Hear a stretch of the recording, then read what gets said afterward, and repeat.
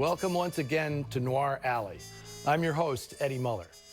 I'm an occasional drinker, the kind of guy who goes out for a beer and wakes up in Singapore with a full beard.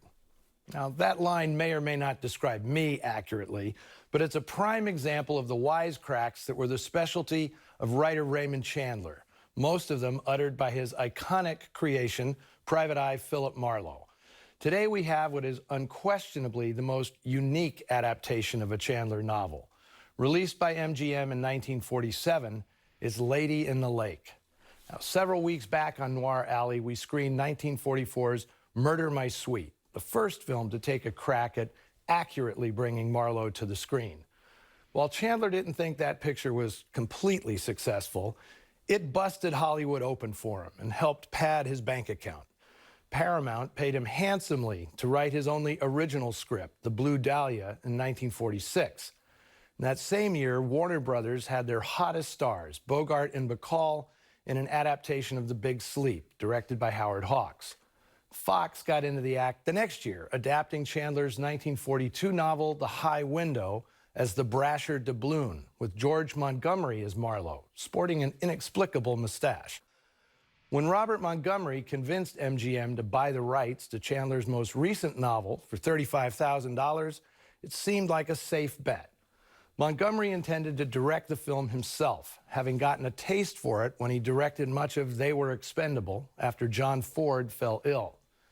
Now, given that Chandler had received an Oscar nomination for his script of Double Indemnity, co-written with Billy Wilder, and would receive his second for The Blue Dahlia, Montgomery decided to outdo all the other Marlowe movies by having Chandler, for the first time, write a screenplay from one of his own novels. The result was this, a 195-page opus that is absolutely remarkable for how bad it is.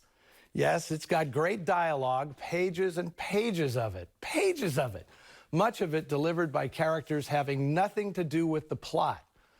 Now, when they'd worked together on Double Indemnity, Billy Wilder was astounded to learn that when it came to telling a story, Chandler had virtually no idea how to construct a three-act scenario. And this is the proof, a totally unmanageable script from one of Chandler's best books. It reminds me of the author's response to a question about the writing process. In the morning, you start throwing up on your typewriter, and around noon, you tidy up. Well, to tidy up this mess, Robert Montgomery hired another writer, Steve Fisher. Now, coincidentally, Fisher and Chandler were both part of the bullpen at Black Mask magazine in the 30s. In Hollywood, Fisher adopted the same attitude about his craft that he'd had working for the pulps. Make sure everything fits together and don't lose your paycheck on the way to the bank. Chandler, however, took his work and himself more seriously.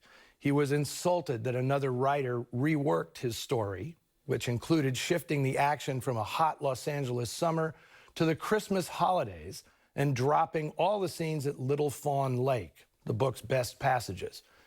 Chandler still demanded he be given a screenwriting credit until he saw the finished product, at which point he demanded his name be removed.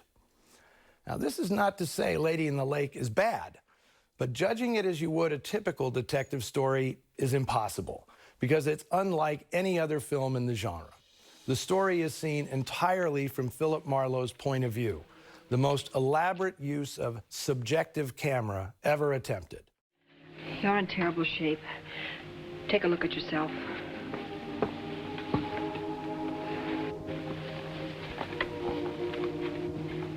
Oh, brother.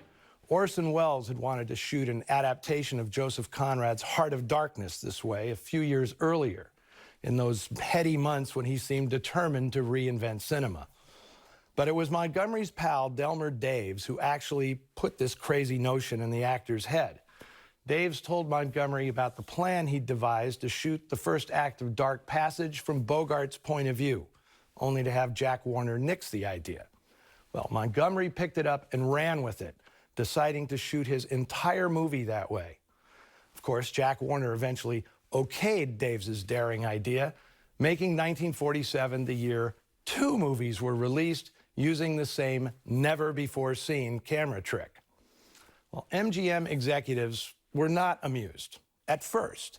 Then the PR department went to town, selling the subjective camera technique as a thrilling new dimension in movie viewing, putting you, the viewer, right in the middle of the action. They hedged a little, however, by demanding that Montgomery shoot a prologue explaining why, for the next 105 minutes, audiences were only going to see his handsome face whenever it was reflected in a mirror. My name is Marlowe, Philip Marlowe.